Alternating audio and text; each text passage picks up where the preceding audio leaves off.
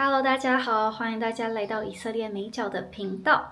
如果你们平常都有在追踪以色列美角的各种影片的话，应该知道我们在前阵子去了以色列外交部看了10月7号大屠杀的影片，去到了靠近加萨的以色列居民住的地方，看到哈马斯对他们所做的事情。Kenny 去到了北方，然后我们也采访了人质的家属，给大家看了特拉维夫目前的样子。那这一集的影片其实就是做一个总整理，给大家一口气可以看完这些影片。那另一方面呢，也是向大家来宣布，就是我写的一本新书，叫做《以哈战伤：一场没有赢家的战争》，来自以色列平民的真实声音。那这本书已经在台湾上市，如果有兴趣的话，可以在网络上或者是实体书局购买哦。那如果是在海外的话，也可以透过台湾的网络书局寄到不管是在中国大陆、美国还是世界上的哪一个角落。但缺点就是运费比较贵。你现在感觉怎么样？感觉怎么样？我在想JoJo会怎么应付没有爸爸妈妈。对啊，但是我觉得他通常应该是没有问题。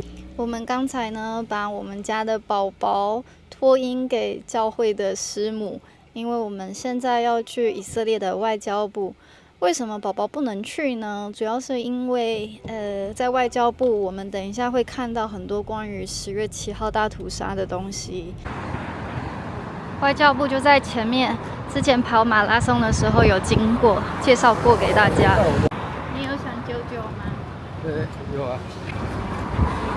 前面的是人质的海报，他们的家人一定也很想念他们。都过了快要200天了，他们还在加萨。这里是外交部的门口。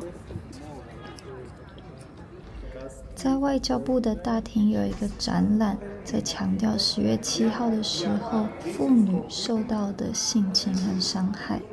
艺术家就是用这样的方式来记录和纪念10月7号所发生的事。你们可以看这些的照片，也来体会艺术家想要表达的。这3张是最强烈的画作。那这个艺术展示品呢，是结合科技。如果你把手机放在城市的名字上面，就会跳出影片连结，让你知道在那个城市10月7号的时候发生了什么事。那接着我们就来看10月7号那天在音乐季的影片。但是我们看的第一个影片呢，是用小朋友的角度来看10月7号的战争。那这个小朋友就跟妈咪说：“妈咪，我睡不着，那个火箭炮能不能伤害到乌龟？那乌龟既然它有一个乌龟壳的话，是不是就不会被火箭炮伤害？”那妈妈就说乌龟还是会受伤。那小朋友就说：“那刺猬呢？刺猬它这么多刺，那火箭炮它射出来的东西是不是就无法伤害刺猬？因为刺猬已经有刺啦。”然后妈妈说刺猬还是会受伤。然后小朋友说：“那所以刺猬跟乌龟都会死掉吗？”然后妈妈就说他们会找到方法保护自己。然后乌龟和刺猬碰到火箭炮的几率是非常的低的。然后小朋友就说：“那人呢？火箭炮会伤害人吗？”妈妈就说：“你可不可以想别的事情呢？想好的事情，去想好多的冰淇淋。”小朋友就继续问妈妈说：“你还没有回答我这场战争是怎么开始的？”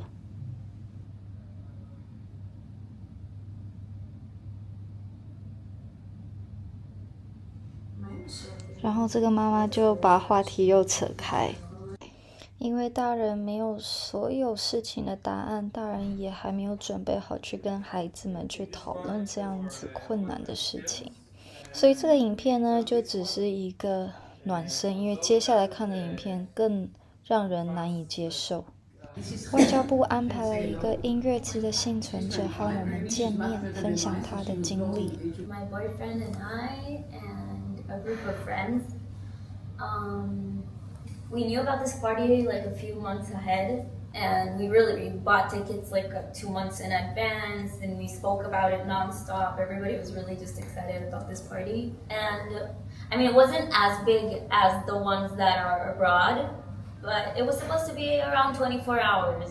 It started at 10 on Friday night, and it was supposed to end at like 7 or 6 the day afterwards in the evening. The thing about these types of parties, it's called nature parties, is that first of all they do it in the nature, like not in like areas where there are civilization, like in woods or places like that, because they want to have the experience of like being free and putting the music on full volume, and another concept is that they let you know about the location a few hours before the party. Nobody knows exactly where the was going to. Most of the nature parties are not confirmed by the police or the authorities, so they don't let know of the location. So people won't tell it to the police, because if the police find out, they go to the party. This specific party was approved. It was approved. There were police officers there. There were a lot of security. Everything was approved by the authorities and everything with the IDF. But just because it's still the concept of a nature party, then that's why they didn't let know all the people a few days before. They just gave us the location at 10 p.m. That's what she said. She said they changed it. But yes, it was supposed to be in the north, and not because of that. They thought that there was gonna be things happening in the north, and they said, okay, there it's safer in the south because we're full of bases and IDF soldiers that are around there, and it somehow fell in between the chairs, I guess. But Supernova 就是音乐季的名字。那这部纪录片呢，是由一个德国的导演所制作的，叫做 Black Sunrise Supernova。那这部纪录片会和其他可能是由以色列导演所做的纪录片不一样的地方是在于，因为以色列是一个很小的国家，这些都是大家的孩子，所以在情感尺度上，他们会避免过度血腥还有尸体的这些影像。但是德国的这个导演，他就在感情尺度上没有这方面的限制，所以他的素材就会更加的真实贴近当时的现况。那他就有采访一些人，他们开开心心的去音乐季，然后从一个空旷的地方就人潮开始涌进来，大家都很兴奋，在田野竟然有这样子的一个欢乐的气氛，每个人都充满了笑容，每个人都很开心，每个人都充满了爱。那影片一开始就是在采访这些年轻人，你们为什么会去这个音乐季？那当然也有人觉得说这个位置也太靠近加萨了吧，可是又因为很相信以色列的安全，不觉得说有什么样的事情可以发生。那他们就这样一路跳到早上，最高潮的时刻当然就是看到日出，天空颜色的变化，让这些年轻人都觉得非常的开心，然后音乐很大声，然后事情就发生了。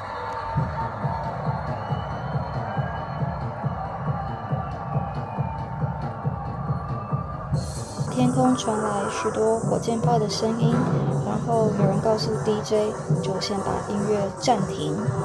那起初呢，大家也没有跑，因为火箭炮通常射一射，然后就会被以色列的铁穹系统拦截，所以有些人就会觉得说，我票都已经买了，我钱都花了，或许等一下警察就会把这个已经取消的音乐季，然后又说可以重新恢复了，也说不定。那些人呢就没有马上的离开。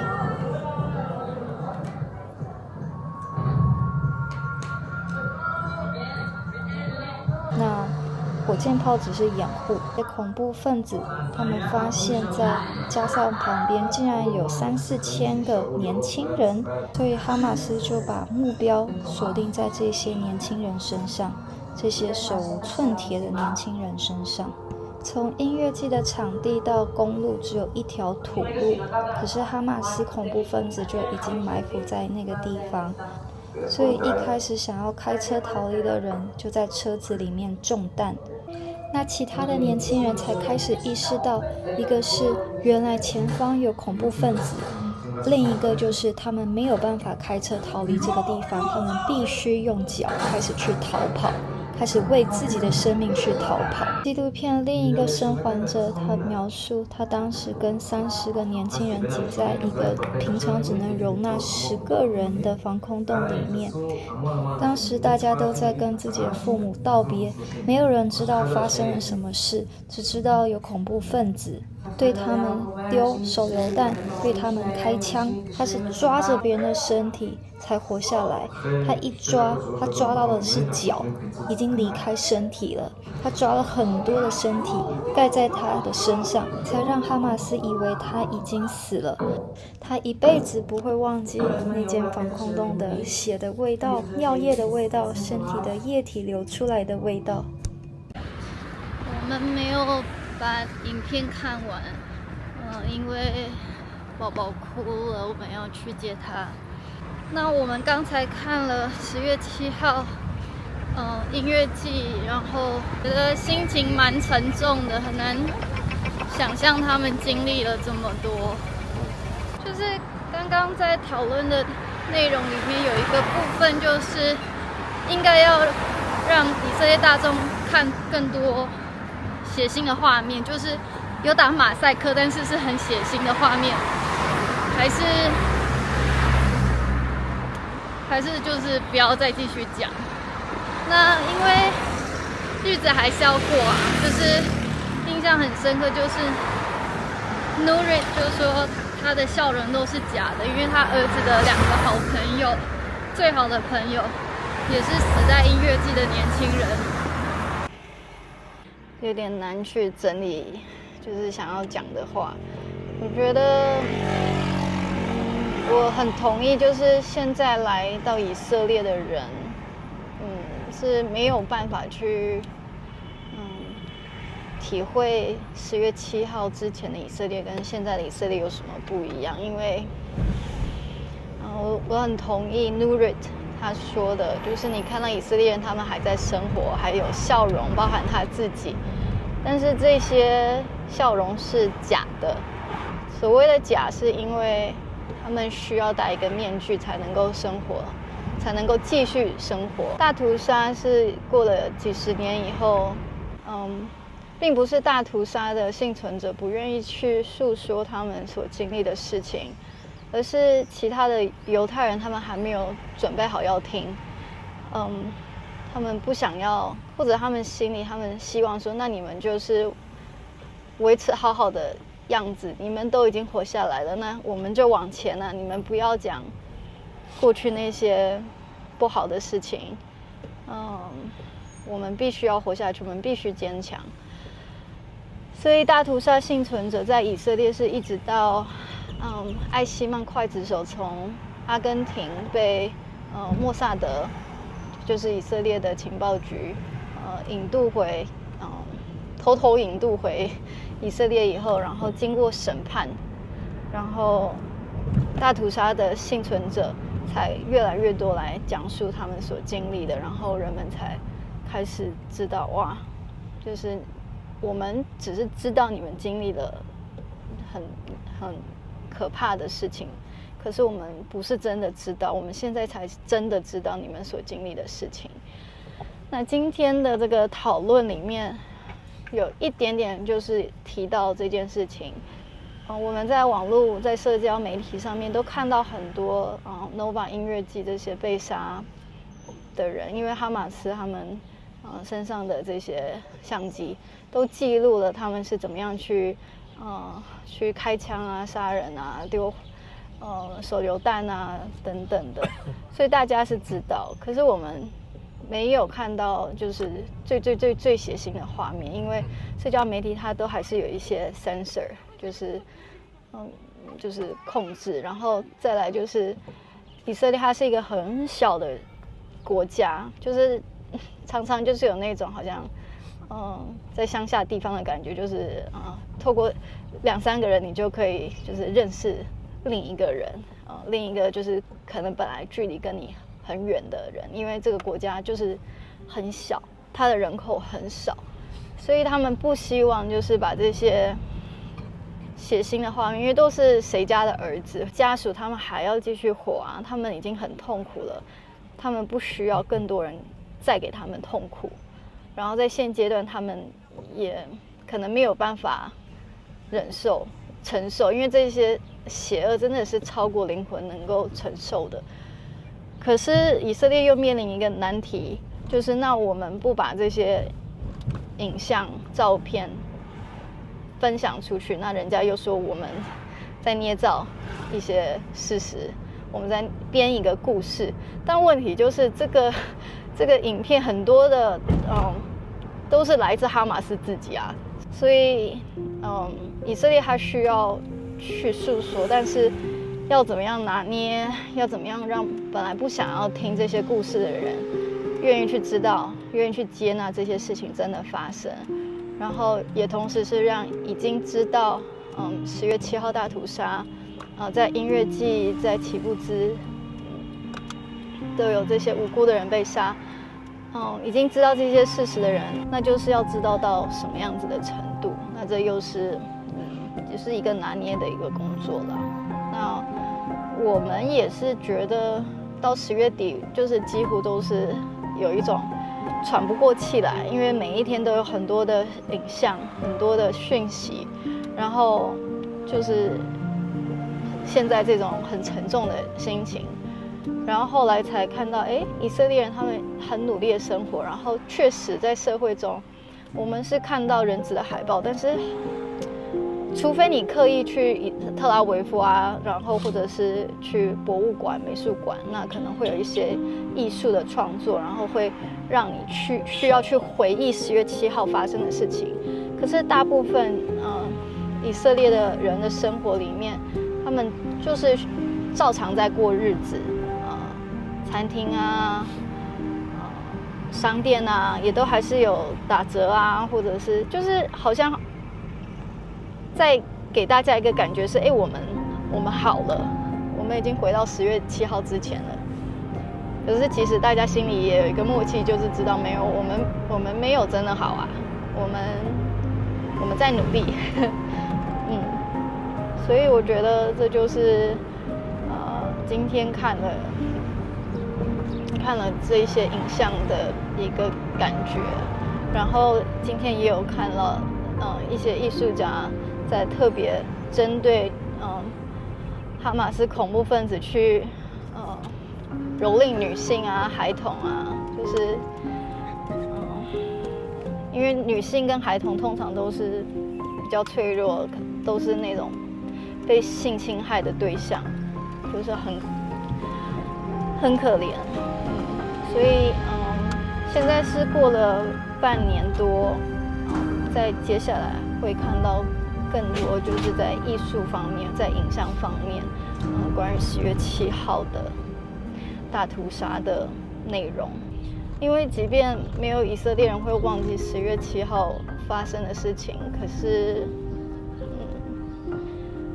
还是需要去持续的去说。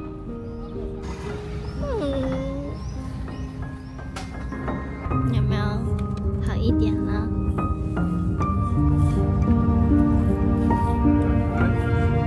？Hello， 大家好，欢迎大家来到以色列美角的频道。那今天的影片呢，主要就是要教大家怎么样子在以色列以外的地方看到以色列的网站。那主要是因为这样子的，在前几个礼拜我们有放一个分享，是关于黑色星期六，就是10月7号大屠杀的纪录片。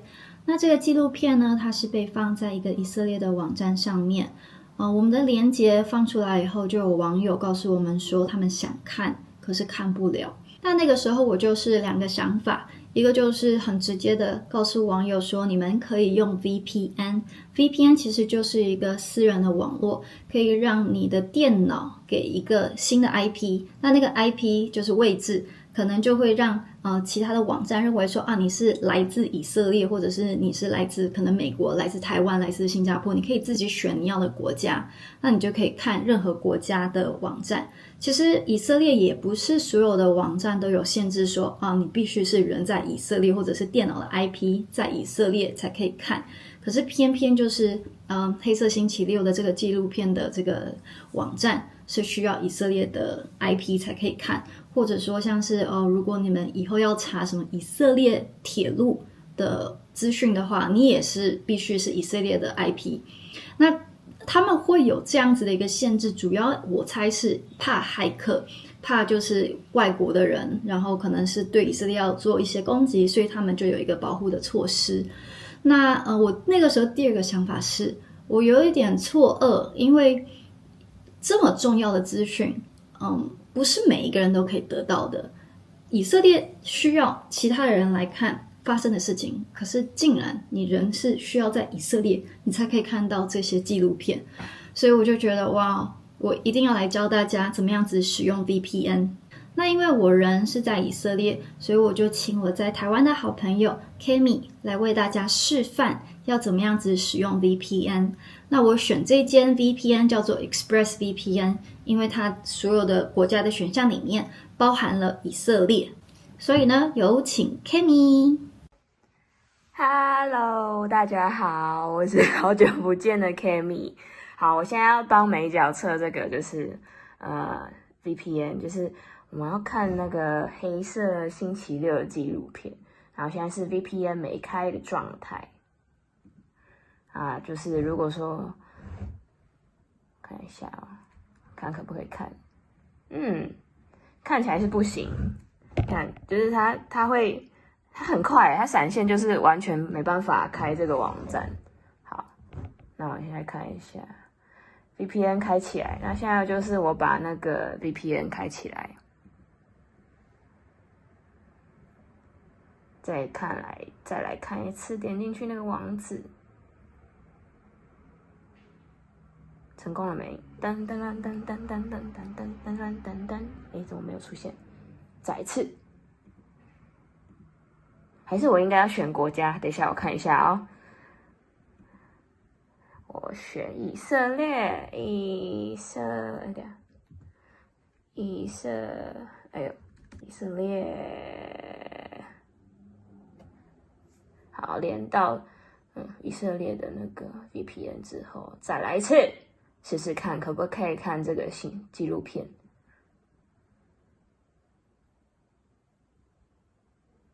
可以耶！你看，出现了。所以结论就是，记得，如果你们要看《黑色星期六》这个纪录片的话，要把打开 VPN， 然后记得把 VPN 延到以色列，这样。好，大家拜拜。所以呢，如果你们人是在台湾或者是以色列以外的其他国家，你们都可以使用这个方式来看10月7号大屠杀的这个影片。那VPN 的好处除了你可以换国家以外，它还会保护你 IP 的位置，这样子你就比较有隐私。不过我觉得最重要的是，你们可以看得到以色列的网站。那你们如果对 VPN 的使用有兴趣的话，我有申请了一个特别的专案，好像其他 YouTubers 他们也都会做类似的事情。但是我不觉得我是来跟大家卖 VPN 的，我只是想要告诉你们有这个方式。那但是 VPN 它也有给 YouTubers 一个就是方案，就是如果我们推广的话，你们可以得到额外的3个月，然后它的费用呢会比你们直接去买还要更便宜。1个月平均下来是大概7块美金。如果你们不想要有这个会员的话，其实30天内也可以免费的取消。那我觉得最重要的是你们知道 VPN 是什么，然后如果有需要的话可以成为 VPN 的会员，如果不需要的话，就是你们可以看完了10月7号的这个影片以后再看这个账号要怎么样子做。但我觉得最重要的就是你们一定要看到发生了什么事，然后也让你们身边的人知道发生了什么事。那当然如果你们对以色列其他的影片也有兴趣的话，如果都会被挡掉的话，你们就知道就是 VPN 的关系。那你们可以下载 VPN 申请会员，然后以后要看以色列什么资料就使用这样子的方法。好，那今天的影片就分享到这边了，很简单，但是我觉得也是蛮重要的，给大家一个资讯。谢谢大家，拜拜。Hello， 大家好，欢迎大家回到以色列美角的频道。那我们呢，今天在特拉维夫，现在想要带大家做一件事情，就是来看以色列在10月7号的大屠杀之后，跟原来有什么不一样。那我们现在在的位置呢，算是在特拉维夫最热闹的一个区域。这个地方呢，就是 Dizengoff。那不知道大家有没有发现一个很眼熟的东西，就是这一个 7-Eleven。那这个之前呢，我也有进去开箱过，不过再快速的开箱一下好了。这里呢，就是有卖可颂啊、思乐冰，然后这个热狗堡，然后还有一些 7-Eleven 的专属的东西，我看看在哪里哦。没有看到了。然后还有御饭团呢，好可爱哦！御饭团、三明治。那其实我觉得啦，就是我找到了，这是 7-Eleven 的特殊的商品，一双袜子要台币差不多270，有一点珍贵。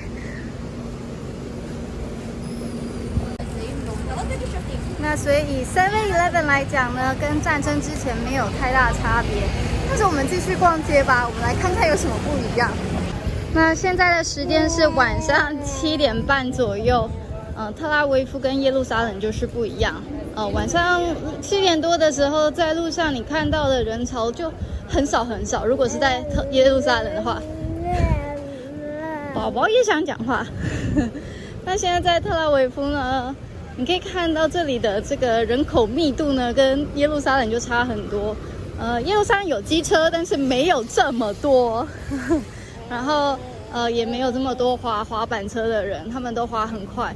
有些人会戴安全帽，但大部分应该是都没有戴安全帽啦。那这个 Wolt 就是在以色列会有的类似 Uber Eats 的东西，就是送吃的、送外送的。所以如果你们来到特拉维夫想要逛街的话，最热闹的就是我身后的这个Dizengoff购物商场。就大概这样而已。从左到右，怕有人说都被我头挡掉，所以再拍一次地图。那5分钟距离内，你可以到这一些地方。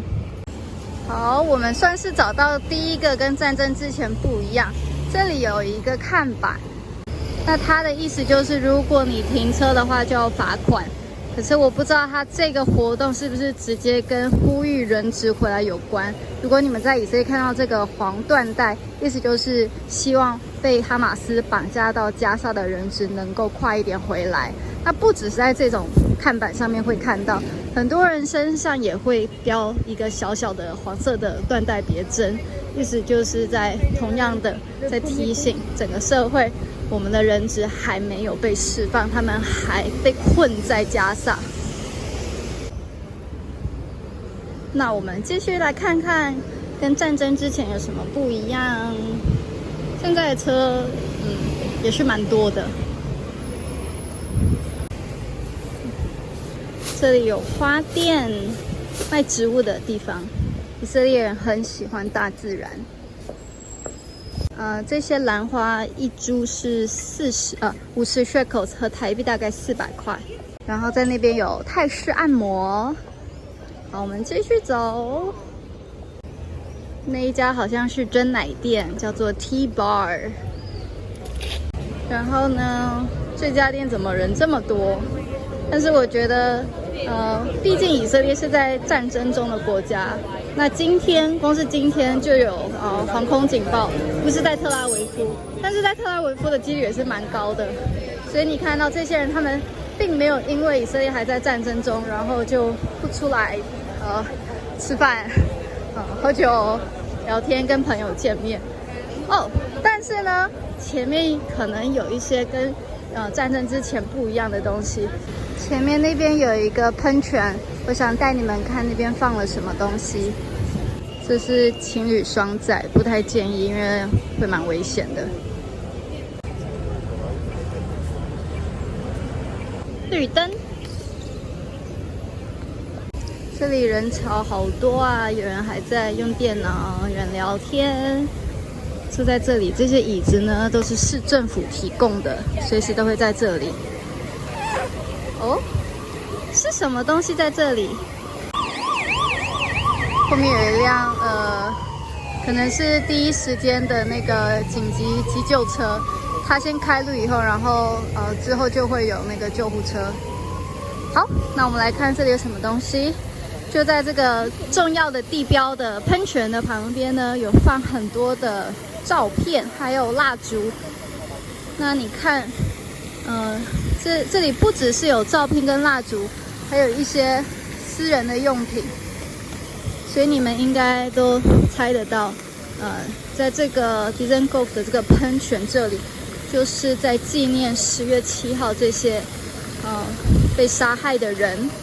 放了蜡烛就是在追思，那也有放一些就是可能象征他们的一些东西。他们因为就是要让来的人能够知道说他们是活生生的人，他们有他们的喜好，他们有他们的兴趣，他们不是只是一个数字，而是一个家庭的宝贝，是一个家庭不可缺乏的角色。所以你可以看到像这里有娃娃，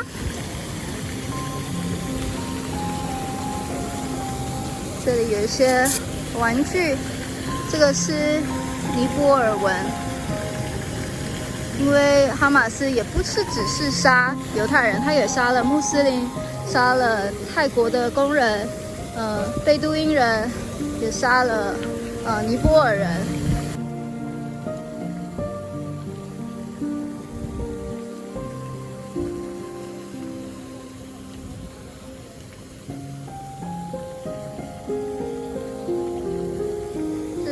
特别多的娃娃，特别多的东西。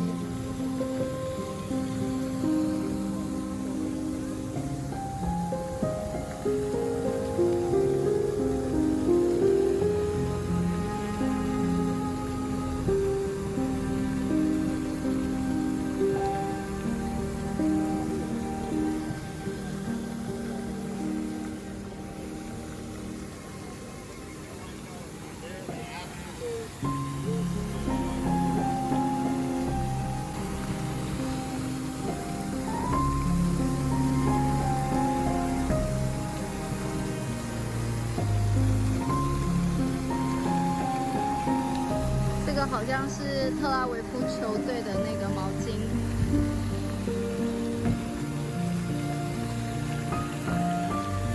小的号角。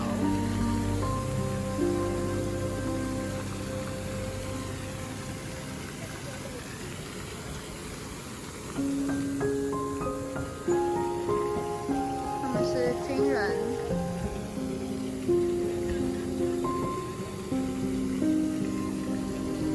看起来是小孩的东西。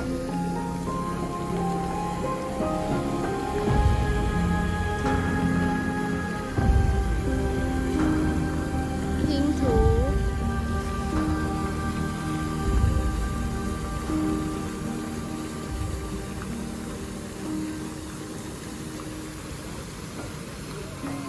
你们会看到很多跟红花有关的艺术创作，因为哈马斯入侵的那个地方呢，就是以色列的红花闻名，所以就会有很多红花的艺术创作。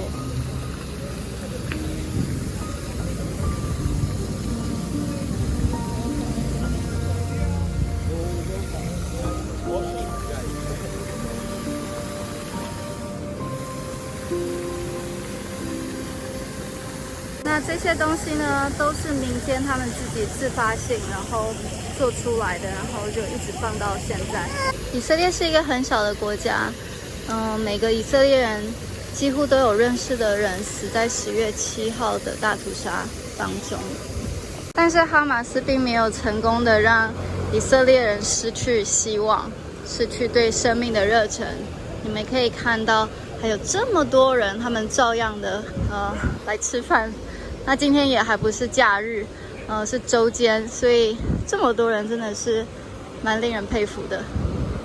在10月7号发生以后呢，10月、11月都有很多的防空警报响起，在特拉维夫这边，就是哈马斯它持续的攻击以色列嘛，那特拉维夫就是它的目标，因为比较近，然后人口也多，所以其实以色列人心里应该是有一些的创伤在，因为你一个礼拜可能跑3次、4次的防空洞。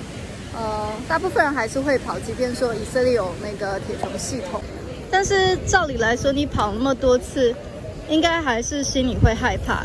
可是以色列人就是说，我们就是习惯了，这就是我们需要面对的一个现况，这就是我们生活的样子，所以他们并没有因为这样，然后就停下那个生活的脚步。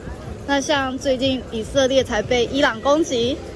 那很好笑的是，那天也没有停止上班呢，国家被另外一个国家打耶，被300枚就是飞弹跟无人机攻击，然后那天大人还要照常上班呢，真的是很难想象吧？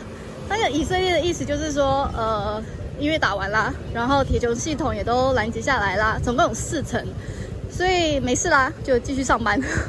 真的是很难想象，就是你要有多坚强才能够住在这个国家。那这个板凳上面，放了2只熊，刚刚也有经过一个有放熊，那也一样是艺术，就是用这种方式来向民众提醒，还有人质没有回来。那这个人质呢，叫做 Noya Sharabi， 才16岁而已。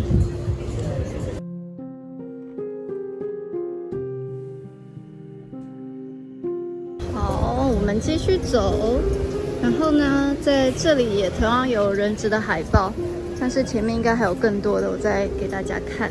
这里也有，这是一对双胞胎兄弟 Ziv 跟 Gali Berman。那我们之前呢有采访过一个女生，刚好就是这对兄弟的好朋友。你们如果有兴趣的话，可以看那一次的采访影片。然后呢，这里又有熊熊，熊熊好脏，熊熊受伤了，而且你看这里都是他流血的一些痕迹，就是也是一样要提醒我们，人质他们，还有就是10月7号的受害者所受到的折磨。那这已经很客气了，这里还没有就是把那个血迹放在女生被性侵害的那个部位，因为哈马斯对很多的女性，甚至还有未成年的孩童都犯下了就是违反人类道德的性侵。因为在战争里面，其实性侵也是一个武器。那哈马斯他们是系统性的在他们侵略的7到8个镇都有性侵，然后在他们的这个指示里面也有说要去性侵以色列人，然后以色列逮捕的哈马斯囚犯同样的证实他们接收到这样的指示，要去玷污以色列人，就是真的很邪恶，真的很可怕。好，我们继续来走。这家店呢是卖 sabich 跟 falafel， 就是以色列的食物。sabich 它是炸茄子的三明治， falafel 是炸鹰嘴豆球。然后呢，这里也有熊熊，好像这一面那边也有熊熊，所以不是每一个那个板凳都有熊熊，那边的板凳也有，但是下一个就没有。好啦，那不知道各位什么时候有机会来到以色列？那如果人质还没有成功的透过谈判，然后带回以色列的话，很可能你们来到特拉维夫看到的就会是这个样子。可能就是很多人会问说，所以现在去以色列到底安全吗？那我就觉得这个问题其实很难回答。如果你觉得就是朝圣有一个急迫性，你一定要现在来，那我会说，那你就来，因为这就是以色列人很日常生活的一面。如果真的景影响了，那就跟着大家跑防空洞。那确实偶尔会有那个恐怖分子，但是亚洲人不是恐怖分子的目标，除了哈马斯以外，因为哈马斯是看到谁都杀。但是在以色列境内，你可以看到，就是人们都是很正常的在生活。然后，如果真的有一个恐怖分子不要命了，然后去攻击人的话，通常以色列人因为都就是受过军队的训练，然后他们也可以配枪，就是每一年好像再去重新的审查，然后精神状况良好的人才可以继续配枪啦。那就会把这些坏人就制服。所以就是风险是存在的，我不会说是完全是零，那就看你个人有没有平安吧。因为我觉得风险也不是人说我可以承担这个风险，但是你知道有风险，然后如果你心里有平安，那我觉得这就是以色列现在的一个状况。那如果你觉得很害怕，那就先不要来，因为以色列一直都会在的。好啦，所以我们跟大家说拜拜，拜拜，拜拜。Hello， 大家好，欢迎大家来到以色列美角的频道。那今天呢，我们在特拉维夫的人质广场，这里是以色列在耶路撒冷以外唯一的政府机构，这是以色列的国防部。所以当以色列总理来到这里开会的时候，他是从这里进来。那这也是为什么呢？人质广场就是在他的对面。从10月7号哈马斯攻击以色列到现在，已经过了194天，时间已经快要没有了。这里呢有一个隧道，就是要让我们能够去感受当这些人质被抓到加萨，然后进入到哈马斯盖的隧道、地下隧道的时候是什么样的一个感觉。所以这是这里放的一个艺术装置。加萨的人民没有防空洞，甚至他们被哈马斯当作人肉盾牌，而哈马斯却自己躲在地下隧道。360公里长的地下隧道是人质被关押的地方，360公里的长度是台北捷运的2倍。我们现在进到隧道里面了。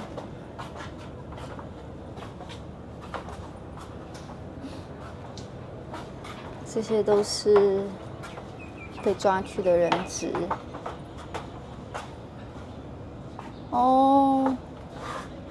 还有这2个宝宝，他现在应该已经1岁又2个月吧？我记得他比九九大2个月。哥哥跟弟弟。他们2个。2个都被抓，还有妈妈。还没有被释放。没有，哈马斯故意的。以色列也不想要进入战争，但是以色列必须要除掉哈马斯，并且把人质救回来。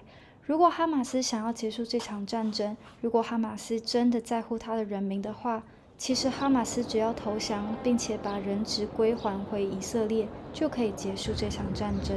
那这个晚餐桌呢，也还是在这里。过几天就是以色列的逾越节，但是这些人质都还是没有回来。我们等一下会来介绍为什么这里会有这些艺术装置。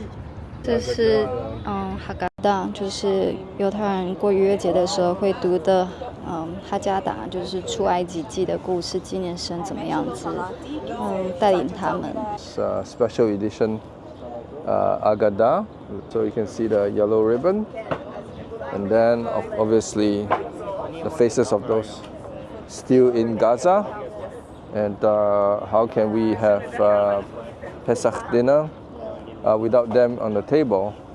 And what's interesting is that it says here in Hebrew, like I have brought you up from the land of Egypt, from the house of slavery, and I have redeemed you. So I think this is very telling. And so this, for example, I'll just give you an example. So this is the regular Pesach Seder, but it seems that on the right, in the blue column, you have the readaptation of what you should say with those hostages well, God willing, by Pesach to be back. But if not, this is something to remember them. 现在他们有的黄缎带，然后还有一些周边的东西。这个的意思呢是不要失去了人性，他们不是只是一个数字，然后好像都是一样的人，他们每个人都是不一样的生命。这边的椅子呢，就是代表还在等着人质们回家。现在我们要去见人质的家属。这里是人质和失踪家庭论坛的总部。The Forum of Families of Hostages and Missing Persons was created on October 8th, a day after what is known as Black Saturday. We've been here since October 10th, more or less every day. I mean, not all of us, but we are operational every day ever since. The forum is entirely civil society based. We have a relationship I'd call it complementarity with the government, but we don't work for the government, we don't work against the government, we're not financed by the government. We have just one issue, which is support for the families of hostages and to do whatever a civil society organization can do in order to promote or help the liberation of the hostages themselves. We do it in many ways. The easiest thing is to say what we don't do, because it's a very short list of things. It's mainly one thing. We don't negotiate with Hamas. We don't have the authority or the ability to do that. But we do pretty much everything else, both for the care for the individuals, which maybe afterwards, if you're interested, I'll go into more detail, but also a lot of advocacy and a lot of work on behalf of the general issue of the hostages. So I'm happy Sharon Sharabi, who has become a good friend and is very active at the forum from the very beginning. I've asked him to join us and he's agreed. My name is Sharon Sharabi, 48 years old. I have two brothers that hostages in Gaza, Eli and Yossi Sharabi. Eli and Yossi Sharabi lives in Kibbutz Be'eri. It's next to Gaza. And on October 7th, our reality was changed. The terrorist of Hamas was taken Yossi Sharabi from his house with two teenagers, Ofir Engel and Amit Shani, and his wife and three daughters survived the attack in miracle. Yossi survived the captivity almost 100 days, and he was murdered by the Hamas.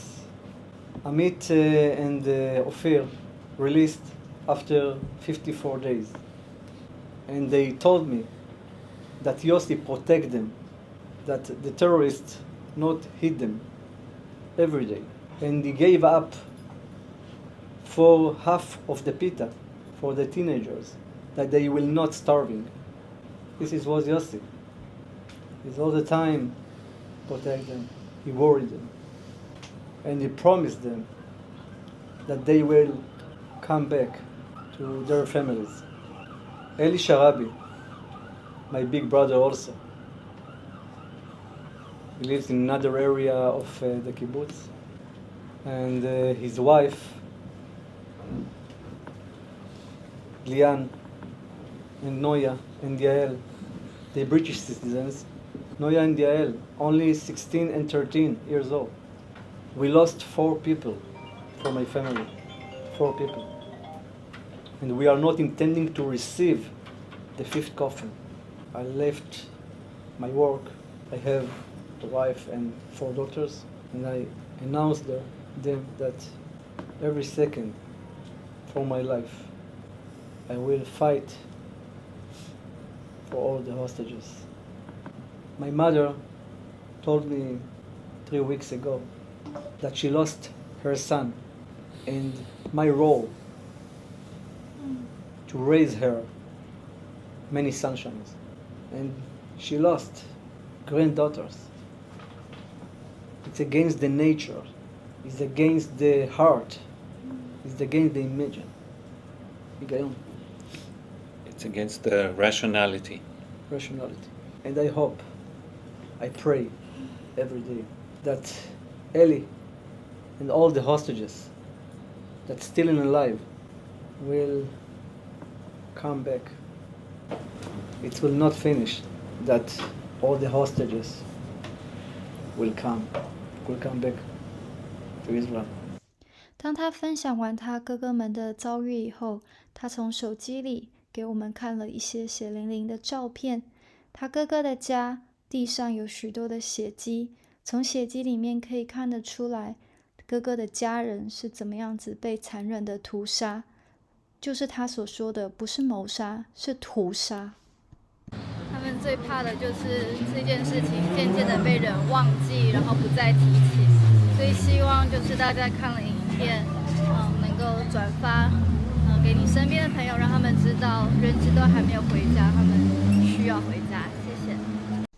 最后就是和大家来分享我写的一本新书，叫做《以哈战伤：一场没有赢家的战争》，来自以色列平民的真实声音，在台湾的书局都可以买得到。如果是在海外的话，也可以在博客来的网站上购买，全球都有运送哦。特拉维夫的留散人民博物馆是我放在名单里数一数二喜欢的以色列博物馆。这个博物馆是在2021年开幕，讲述着犹太人的故事。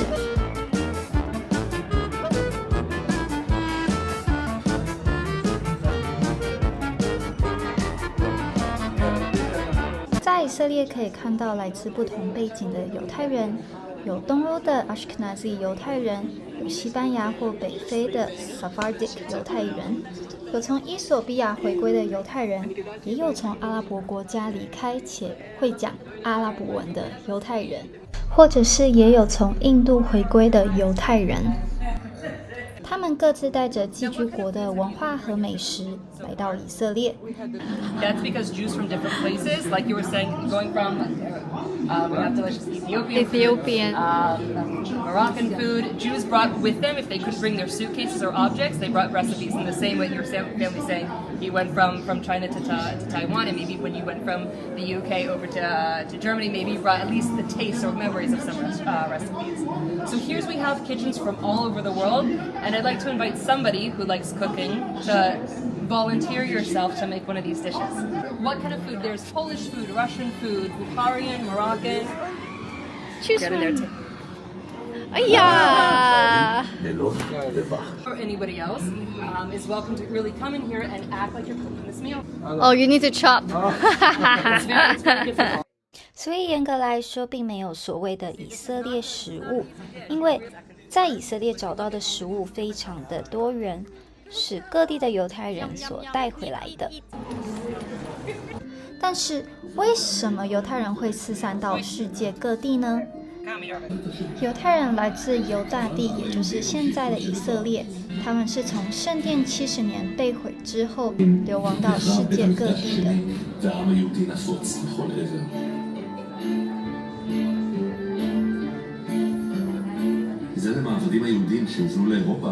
所以在博物馆的第2层有一个展区，就是在特别的介绍犹太人是怎么样到某些国家，你可以亲自的去找，像是马来西亚。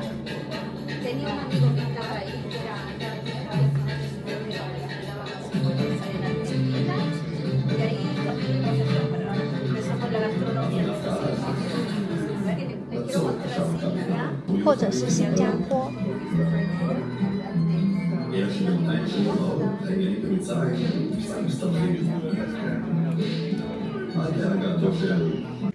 或者是中国，这是开封犹太人的历史造成。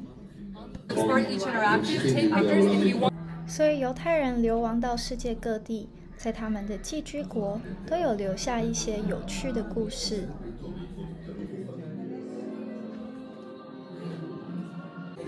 在这个博物馆有2个特别的展区，一个是他们去年5月用3800万美金买的 Codex Sasson， 这个是全世界最古老且最完整的希伯来文圣经手抄本，约有1100年的历史。不过我们看的是复制品。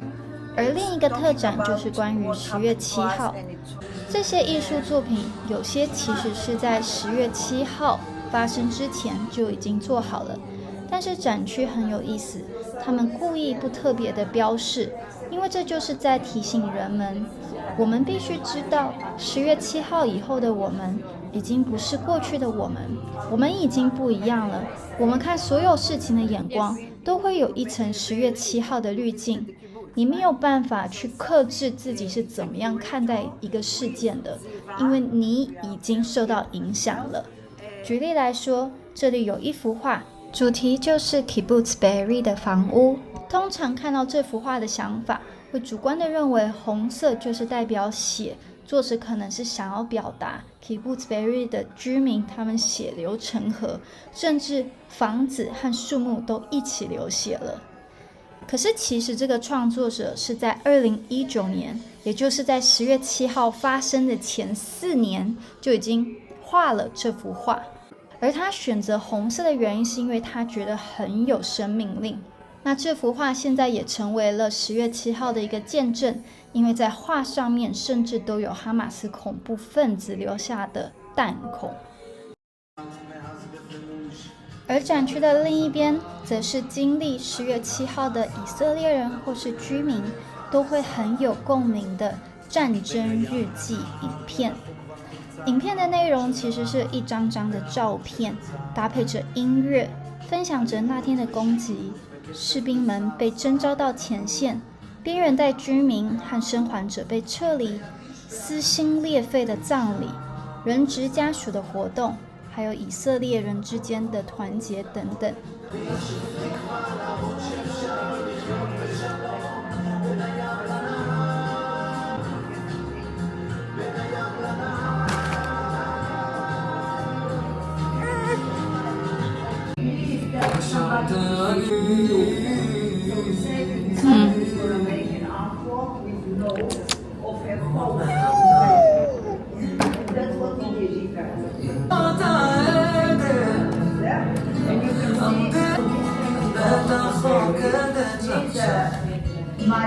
There is a friend of me, and he was in the army.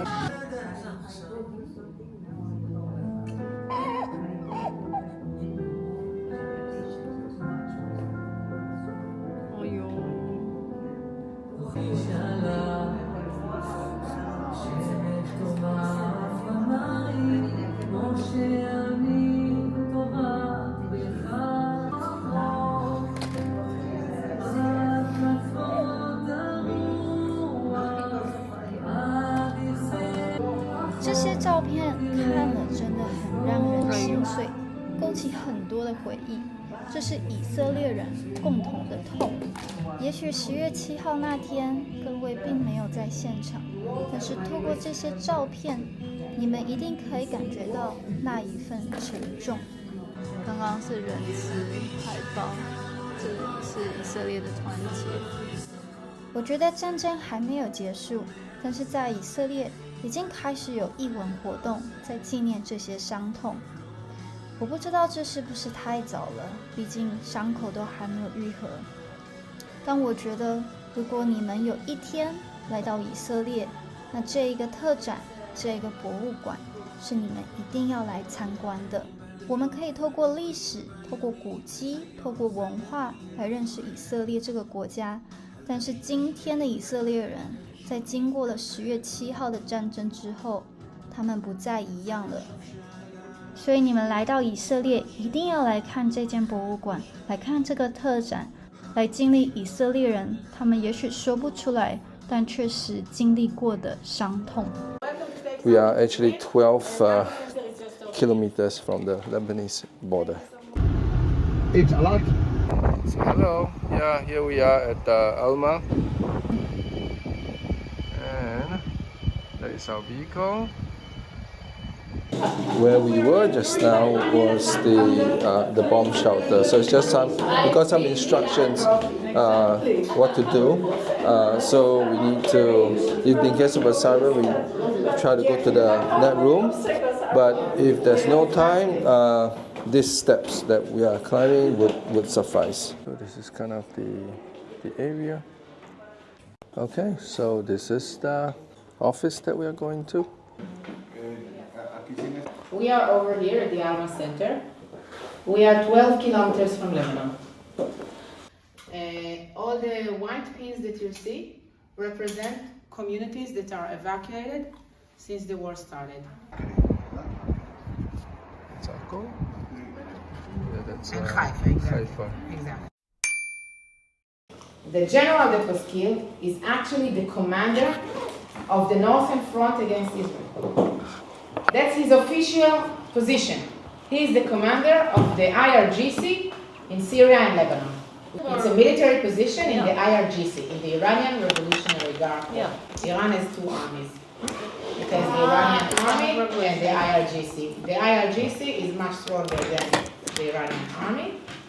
That since October 8, we are under attack. We are under attack by the main proxy militia of Iran in the region, which is Hezbollah. It is a Lebanese militia. It is almost a partner in this project. Nothing is secret. I don't publish anything that is secret. I only rely on open sources information. The purpose of this organization is everything to is create, from open source. Yes, is to create a platform of knowledge about Israel's security challenges on its northern borders that could be used by international community. We don't get any support from any government or any political party, and actually I don't want to. I never asked. It's important for me to keep the independence. Donors from Israel? No, most donors are not from Israel. Since October 8, I started to talk about myself. October 7, nothing was going on here. But the next day, the bombing started, and actually Hezbollah launched mainly anti-tank missiles from Lebanon to the border areas. The targets were mainly IDF posts, IDF surveillance capabilities on the borderline itself. For me, as an expert to security, what my analysis was, Hezbollah is about to invade. Hezbollah is about to carry on the same attack that Hamas had done. Now imagine we are 12 kilometers from the border, I live 9 kilometers from the border. This is a very scary feeling. We talk about braveness versus fear. This is a very scary feeling that accompanied me until today. So there is like rationality. If I'm doing now a rational assessment, I don't think Hezbollah will invade Israel tomorrow. Okay? But if you ask the mother who lives here, every day I wake up before 6:30 to listen what's going on outside. Since the war started, we have 1,400 attacks. It doesn't mean 1,400 missiles. The number of missiles are much more. You can have 2 missiles in one attack, and you can have 80 missiles in one attack. They started from anti-tank missiles. To your question, anti-tank missiles are defined as short-range missiles, okay, these two types. If they get to 10 kilometers, this is the most advanced missiles. They are very accurate, meaning that wherever they point to, this is where they are going to hit. We don't have alerts, and Iron Dome cannot intercept them because they are launched what we call direct shooting and not like this. Iron Dome can intercept whatever is launched like this. Here, anti-tanks, what you imagine is that the target is a tank, but the target is not a tank. So it's also a tank. It could be a house. 2 people were killed in this house, in this heat. Iron Dome cannot intercept that, and there is no alert. They were sitting and eating lunch in the kitchen, and this is how they were killed. The technology here can give alert to missiles that are launched like this, because it's very short time of alert. As I've said, it's very short range. This was launched from a range of maybe 3 or 4 kilometers. And sometimes it's a range of a few hundreds of meters, and sometimes it's a range of a meter. It's a few seconds of... Exactly, you don't have enough time. For example, over here, if we hear the sirens, we have around 15 seconds to run for shelter. That's not Tel Aviv. These are the most unsophisticated technology that you can imagine. You just take half a ton of explosives, and they used to be dropped from helicopters on the rebels in Syria. What Hezbollah had done, he took these barrel bombs and put them on a very stupid rocket.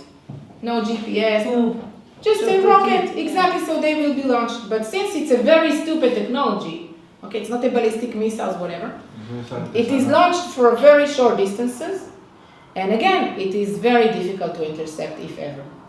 And we had 70 attacks of these missiles, Burkan. It means that everyone there is a Burkan that falls, for example, over here, my whole house is shaking 15 kilometers from there. I hear that. It is heard all over the area. It creates a lot of damage because there are a lot of explosives. So, and I think that we've seen this with Hamas as well. It's not about sophistication. It's about the damage that it can create. Every missile of Iron Dome worth is $50,000, and you usually launch 2 interceptors against each projectile, because you want to get, the best success. For example, when you have one missile that is launched from Lebanon, doesn't matter, and you want to intercept it, you will launch 2 interceptor missiles against it. Oh, okay. To be able to make sure that you save human lives. If one missed, you have the other one. But you will not try to intercept a missile that it's about to hit an open area. So, if you are driving on this road, for example, this is considered open area down the hill where you came from, and there is a Hezbollah missile attack, it can hit the road. It will not be intercepted, and it happened. That's why eventually there was the assassination against the Iranian general, and there were the attacks in Syria. It's not the only one, by the way. There were these attacks in Syria because we don't live in peace here. 140,000, these are for very short range that are mainly threatening the communities who were evacuated. But the problem is the other thousands. Most of them are inaccurate, like what we saw, these launchers of 20 rockets, but there is a small amount that is accurate and we don't know what it is. Accurate means that if you target the hospital, it will hit the hospital. Usually I get the question, okay, sorry, do you know where these missiles are? Yes, the IDF know where these missiles are. So what's the problem? You can bomb all the warehouses, right? But the warehouses are all inside the homes or under the homes of the Lebanese. Okay, it's the same idea as Hamas. It's the same as Gaza. It's the same as Gaza, and maybe even worse. Because the terrain in the north is very different from the terrain in Gaza, for example. It's very easy to excavate tunnels in Gaza. Here it's very difficult. For Israelis, it took time to believe that Hezbollah has an underground infrastructure until we found it. A few years ago, a few border crossing tunnels. This is a video that I took from the Israeli side of the border, of a border crossing tunnel of Hezbollah. Everything that you see in the video was made by Hezbollah. These are the signs of the driller, the stairs, the communication routes, the electricity wires, air condition, everything was made by Hezbollah. 6 tunnels were found. IDF searched in the Israeli side of the border. We don't know what's happening on the Lebanese side. Maybe IDF know, I don't know. Here you see a video that Hezbollah itself published of what we call a strategic tunnel, meaning that they have a launcher inside this tunnel. These are not strategic tunnels. These tunnels were meant to enable an invasion because they are border crossing tunnels. This is strategic tunnel. Its mission is to enable Hezbollah to transfer munition from one area to another or soldiers from one area to another. This tunnel was dug many, many years ago. How do I know? This person with the uniforms that you see here, he is dead since 2008. So, he was the commander of Hezbollah, higher commander of Hezbollah, highest commander, and he was killed in Damascus in 2008.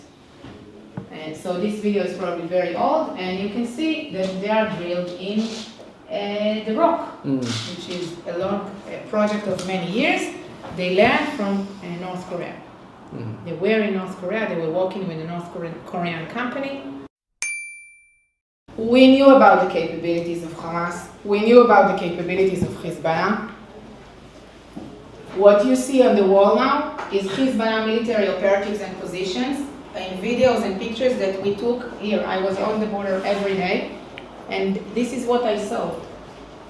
I saw the preparations for an invasion. They were fully prepared. We wrote in our analysis that Hezbollah wants war.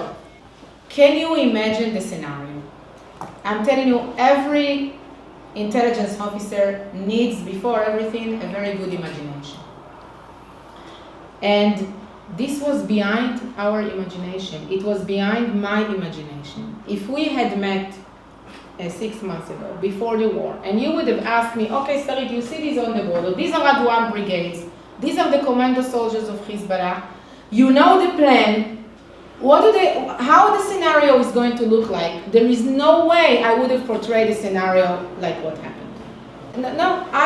My imagination was around 1 or 2 villages that will be attacked, and then some Israelis will get killed, and then IDF will defeat them within a few hours. Right, Avram?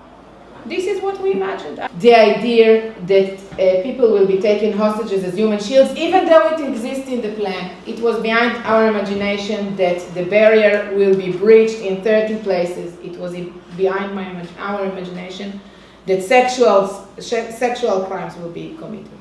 Even for us Israelis, it was difficult. When I'm saying that, I feel it here. It was difficult to believe that they raped the women and then killed them. It took time until we actually understood what's happening. That's the base to the failure. We didn't understand how deep is the hate. And I think if you ask me, we don't understand until today how deep is the hate when we speak about Hezbollah. Because I think that there is no difference with regard to the level of cruelty.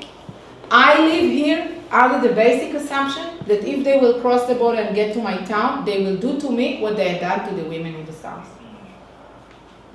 That's it.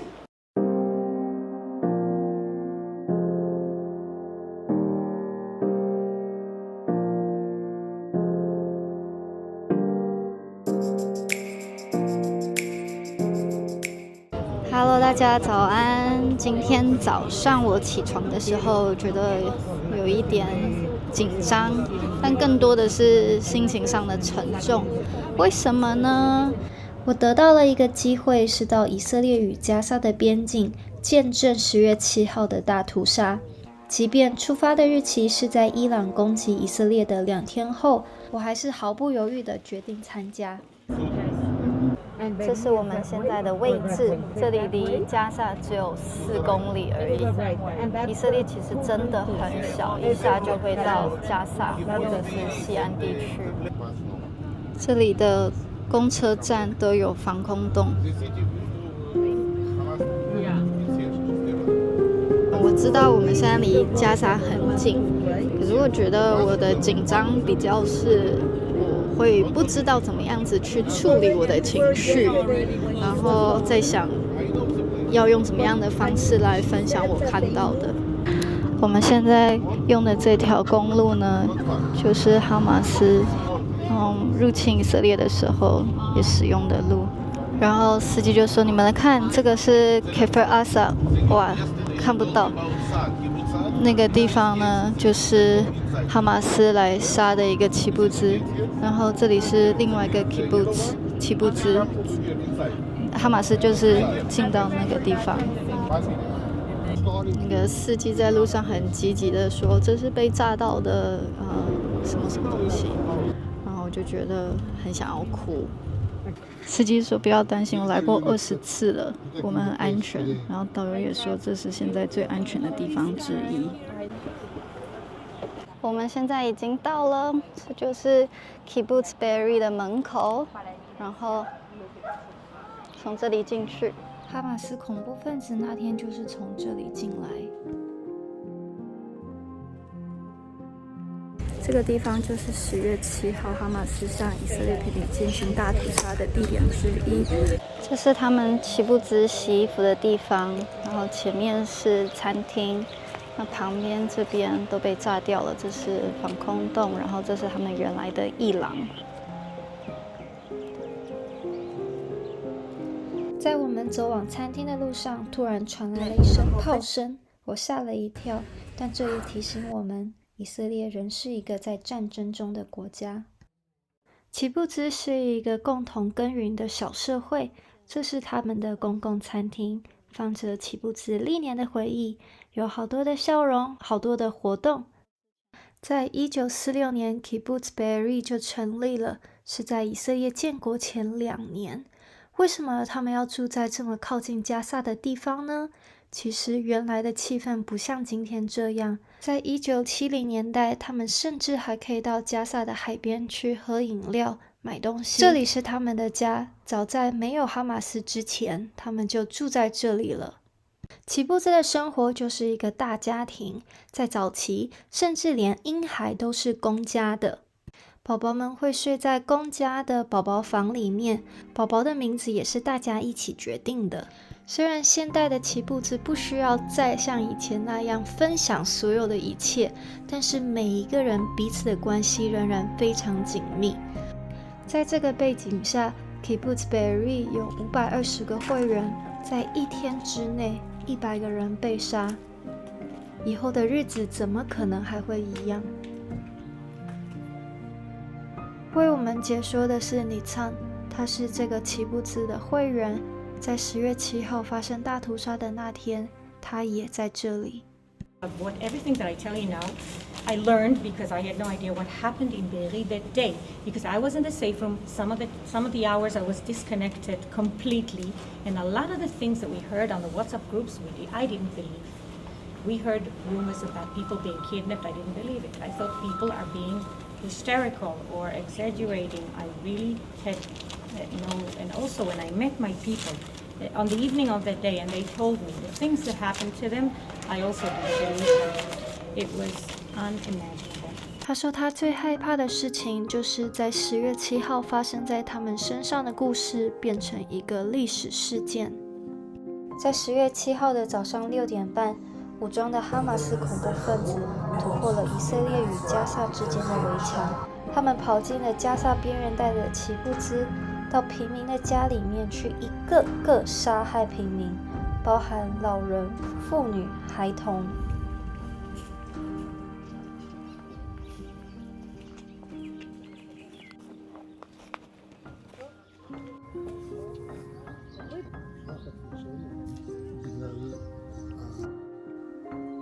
时间像静止了一样，回到6个月前，有些房子都还留着祝棚节的装饰，有些房子还有小孩的玩具。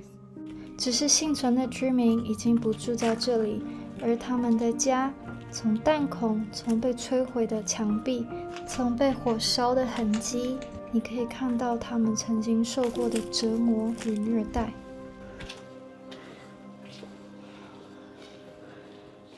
这里有一个电视，这里可能以前是充满欢笑的客厅，有一个很棒的一个院子，有一些风景，很多的树，在这里喝茶聊天。然后厨房这里有妈妈平常会做好吃的东西，这是周五晚上他们吃饭用的盘子。礼拜6早上还没有拿出来，哈马斯就进来他们的家攻击他们。房间都在后面，你可以看到这是以前别人的家，不知道他们后来的故事，但是奇布兹很多的故事都是他们躲在防空洞里面等军队来救他们，但是军队一直没有来，然后他们就被哈马斯恐怖分子杀掉，或者是绑架到加萨去。他这里有写，他是被哈马斯折磨而死，然后他的太太也是一样被哈马斯折磨而死。以色列人的家里面，特别是在加萨边缘带的家里面都有防空洞，所以这些以色列人就躲在防空洞里面。可是防空洞只是用来挡火箭炮，并不是用来挡恐怖分子的攻击，更甚至防空洞是不能够上锁的。这种 safe room 是不能够锁的，我们家的也是。Oh, it's so easy. 所以当恐怖分子来的时候，这些居民根本没有能力保护自己。So they actually fired. They put the houses on fire, and then they waited for people to jump out of the windows of the safe room, and then they shot them. 哈马斯恐怖分子起初杀了人后，把尸体绑架回加萨，但是他们很快的发现以色列的军队并没有出现，所以他们开始绑架活人进入到加萨。这也是为什么以色列有249个人质被绑架到加萨，其中还有133名人质没有回来以色列。这是奇布兹它边境的栅栏，一个普通的围栏，他们以为这个可以保护他们，可是早上9点半的时候，恐怖分子就是从这个方向跑进来，杀了他们奇布兹至少100个人。我们从来到现在听了至少5次 IDF 的那个爆炸声、炮弹的声音，听起来超近的，我每次听到然后都吓一跳。他要带我们看他家，会告诉我们发生什么事。哦，好大声！ I'll show you in a minute.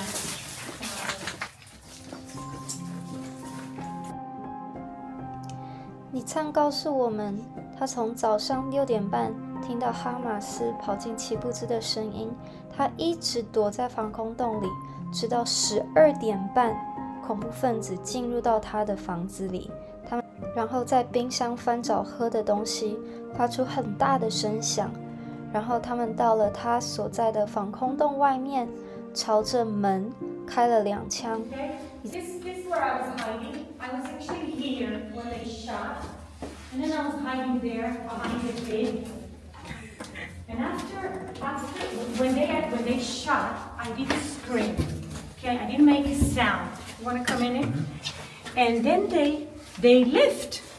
They were no longer here. They thought you were not there. I guess so. I don't know what they thought, but I didn't scream. It doesn't make sense. The door was closed, okay? So how an empty house? What I think is that maybe they were expecting to hear people injured. They make a sound. Kids crying. I made no sound. They left. And then I heard fire. And the door was closed, so I didn't know what's burning, but I heard fire. What was burning was the house of my neighbor that they started firing just after they were at my place. I don't know if it's the same people, but at mine they were at 12:30, and there I know, later on I found out that they visited them at 1:30. So the fire started, and I didn't know what to do. And I waited, and then the fire went off. Oh, it went off. See, it didn't move into my house. You can see it. It's burnt in there completely. So I was like saved twice. 这就是你唱的家，这就是他的安全室。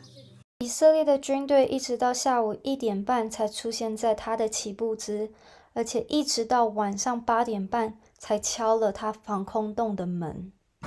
You are actually standing where I feed. No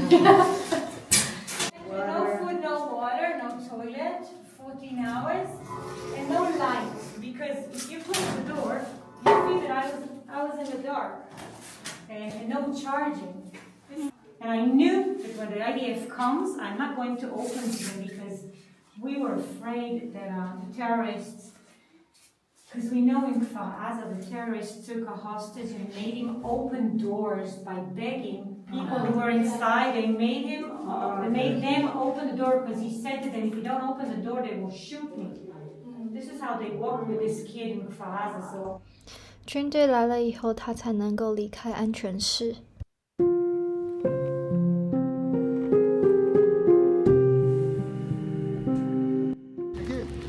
导游说，许多的以色列人在10月7号以后就在问到底发生什么事，为什么有些人毫发无伤，有些人却被杀害。那他说，以前不相信有神的人，在经历10月7号以后，都必须承认，就是只能是靠着神的帮助才有可能活得下来，不然怎么可能？家是一个奇迹，在这个社区里面，只有这个家完全没有受到攻击，不知道就是一个奇迹。他们的邻居就是 Vivian Silver， 这是 Vivian Silver 的家。他生前的工作很特别，他就是帮助巴勒斯坦人，来到以色列得到治疗，而且是特别是加沙那边的巴勒斯坦人。She was a pro-Palestinian activist. A lot of our friends like Vivian Silver were actually doing a lot of pro-Palestinian work and a lot of meetings between Arabs and Jews and Israelis and Palestinians to make this dream come true, to make it possible, to make a vision, some kind of future for our children to live in, not to be in a war zone, not to be in a Mediterranean that speaks only the language of war. 许多住在这个奇布兹的人都相信以巴可以有和平，但是10月7号这场大屠杀改变了许多人的想法。These things, they change us. You can't stay the same after such an event, politically, socially, whatever. I admit that I felt badly for my people, and my sympathy didn't go for the people in Gaza. I admit, my people were killed. We know that some were raped. We know they were brutalized and they were taken hostages and they were murdered. And so this is where my empathy goes for the last half a year. I can't say that I don't care for what happens to the Gazans. But we also have friends there.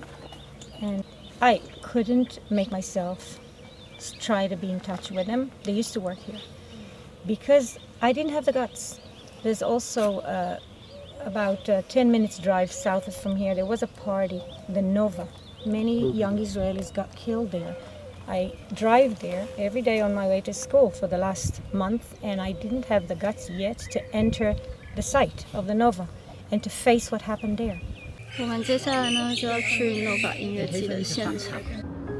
这条路很不幸的就是参加音乐季的年轻人想要逃跑却被哈马斯埋伏杀死的路。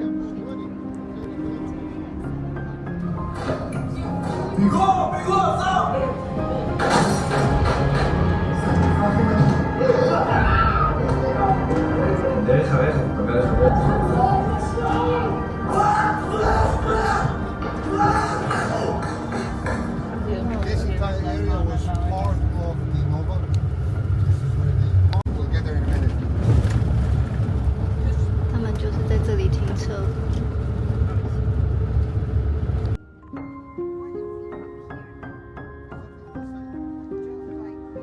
10月7号那天，一共有1200多位以色列人被杀害，其中300多位就是来自 Nova 音乐季的年轻人。在我们上一个影片有介绍了一部关于音乐季大屠杀的纪录片，有兴趣的话记得去看。我们现在就到了音乐季的现场，我很讶异，有这么多的车辆都来拜访这个地方。然后后面呢有很多的国旗，就像我现在正在看的前面这边。为什么会有国旗呢？因为国旗下面都放了受害者的照片，还有一些艺术的作品。他们根本没有什么地方可以跑，都是平的，一看就知道哪里有人。以色列是一个很小的国家。我们的以色列导游的女儿的朋友也是参加音乐季的年轻人，一直到上个月，也就是过了5个月后，他们才回到这个现场，拿了在车子里面属于他们的东西。Materials, their bags, their blanket for the floor, all of it was remaining in the car for 5 months. Only last month when they got in and actually took this stuff back. 不知道怎么样形容我现在的心情。一群开开心心来参加音乐季的孩子跳舞了一整个晚上，很累，有些因为他们音乐季他们会抽他们平常在家不能抽的一些东西，所以可能头也昏昏的，鞋子也没穿，没有任何的武器，然后就被哈马斯的恐怖分子这样子屠杀。很难去想象他们在最后一口气之前，他们经历了多大的恐惧，受到了多大的折磨。这对他们的家长也是很难以承受的。本来周五晚上开开心心的一起吃了安息日晚餐，然后孩子们就去音乐季，结果隔天早上他们就成为了恐怖分子的受害者。妈，你知道我在哪吗？你在那个10月7号的地方。所以今天去哪？就是今天，离家上很近。恐怖分子就是从那边跑过来啊！你在镜头上哦，你也不知道说什么。我觉得说从新闻上看到的跟现场看到，我觉得说那个震撼力绝对会是不一样的。那我们对以色列的感同身受，我觉得说只有亲临现场的时候，才会知道这是肉身的痛，会知道这是民族的伤。那就是求神医治这两边的伤。因为我相信伤害是双边的，只有神的爱能够在这双边做抚平的工作。因为任何一个人失去了家人，就是一个破碎的家庭。我觉得一个破碎的家庭是没有人能够承担的，所以就是求神医治、恩膏这两边的人民，能够被神的爱所抚慰。然后也求神让这两个主义在神的里面能够合一，也求神赐给掌权者、主骑士者有智慧，怎么样在这双边制造和平，能够让这个同样是人类的，能够在这个地球上面好好的相处，为两边的人心疼。就是为两边的人都心疼嘛，没有人愿意看见战争嘛。Aviata， 我之前有采访过他的家人。以色列的人质还没有回家，以色列的人也还在受伤之中，但是他们已经开始种树，他们也告诉自己，有一天他们还要再回到原来的地方，因为这是他们的家。